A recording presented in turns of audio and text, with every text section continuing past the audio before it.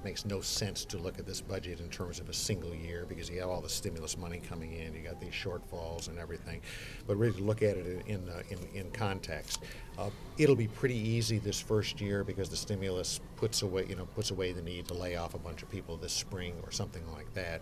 We still have to get it down substantially between where we were last year, the last budget we passed, and where we'll be 3 years from now. But we can do it over a period of time. We can use attrition rather than layoffs with employees much more, I think, in a much better way.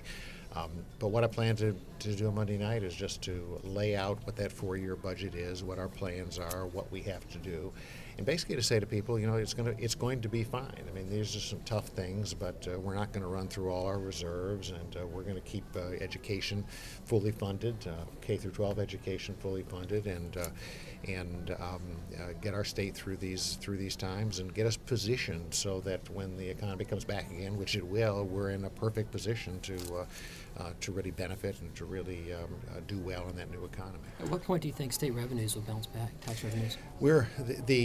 The assumptions we're making is that we'll have a very small bounce back next year. It'll basically be at the current levels. I think it's $40 million different from that or something like that, which is nothing.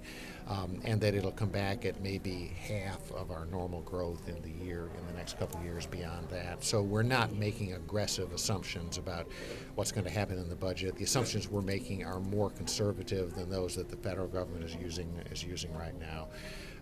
But I'm just trying to be careful here. We can't print money. We're not allowed to do that here. So we have to actually have money in the bank for these things that we're committing to. And I think the legislature will see this as a sensible way of dealing with this issue, of trying to keep our eyes focused on the basics, keep education, keep the BEP in particular whole, do some things to alleviate some of the suffering in the state, and then just get us ready for when things come back again. Make sure we're in great position.